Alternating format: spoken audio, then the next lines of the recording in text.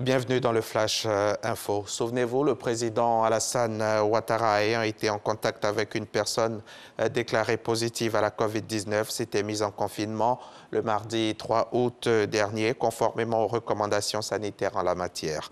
Les tests effectués lors de ce confinement ont révélé une infection à la COVID-19 qui a fait l'objet d'un suivi par les équipes médicales.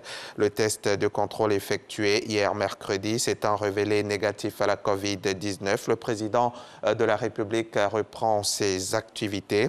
Il invite par ailleurs l'ensemble des Ivoiriens ainsi que les populations vivant en Côte d'Ivoire à se faire vacciner et à continuer de respecter les mesures barrières afin de lutter contre cette pandémie.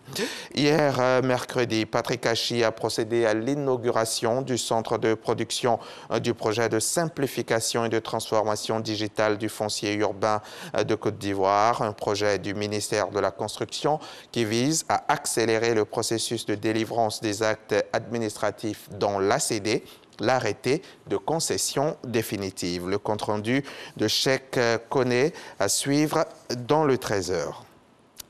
Dans le cadre de la riposte contre Ebola, 700 cas contacts à haut risque ont été vaccinés en 24 heures. C'est le point fait par le ministre de la Santé à l'ensemble des journalistes réunis à son cabinet mardi dernier. Pierre Dimba a également annoncé l'activation de la surveillance communautaire à la frontière de Ouaninou, côté nord-ouest, et le renforcement du dispositif sanitaire. Salima Toudia. Mercredi minuit, c'est le délai que se sont donnés les autorités sanitaires pour administrer les 2000 doses de vaccin Merck aux cas contacts à haut risque. Ce mardi 17 août, le comité de veille sanitaire a fait le point de cette vaccination post-exposition. Nous avons appliqué les recommandations de l'OMS en vaccinant les premiers contacts et les contacts de ces premiers contacts.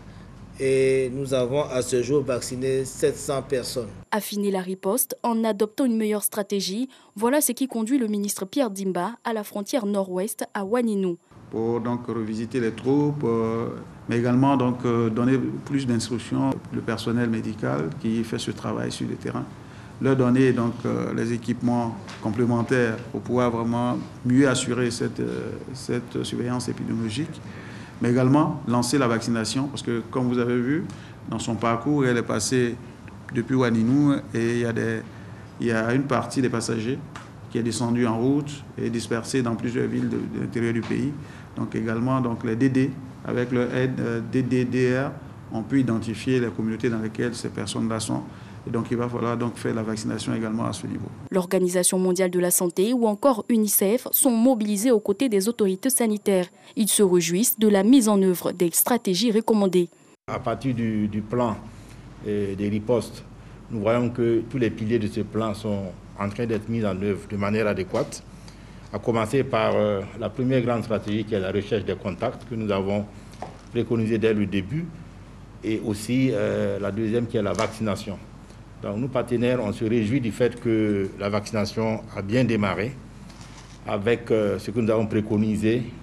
D'abord, à commencer par les foyers où habitait la patiente.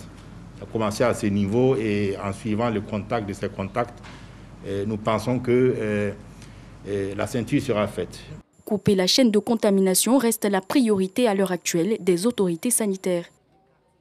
Au Burkina Faso, 30 civils, 14 gendarmes et 3 supplétifs tués dans une attaque d'un convoi. On signale 30 blessés, tous évacués à Dori, à Ouagadougou pour les cas les plus graves. Des populations qui ont quitté la ville de Dori et se rendaient à Arbenda, à une centaine de kilomètres, ont été la cible de cette nouvelle attaque. Les forces de défense et les volontaires ont réussi à neutraliser 58 terroristes selon une source sécuritaire. Le président Roch-Marc Christian Kaboré a décrété un deuil national de 72 heures à compter de ce jeudi à minuit. Jeudi, aujourd'hui donc, la protection civile haïtienne a livré un nouveau bilan du séisme qui a ensanglanté l'île samedi. 2189 morts, 332 disparus et plus de 12 000 blessés. Les secours tentent à présent de venir en aide aux populations, mais les difficultés qui se posent à eux sont nombreuses. 5 jours après le séisme, le défi est de fournir en toute sécurité l'aide humanitaire aux centaines de milliers de sinistrés, dont certains vivent dans des zones enclavées. En RDC, les catholiques et les protestants s'opposent toujours à la candidature de Denis Kadima pour la présidence de la CENI. Les autres confessions soutiennent toujours cette candidature.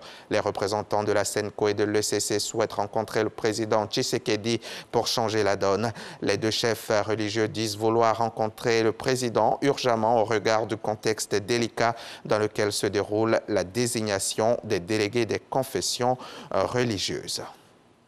On se retrouve à 13h pour le journal.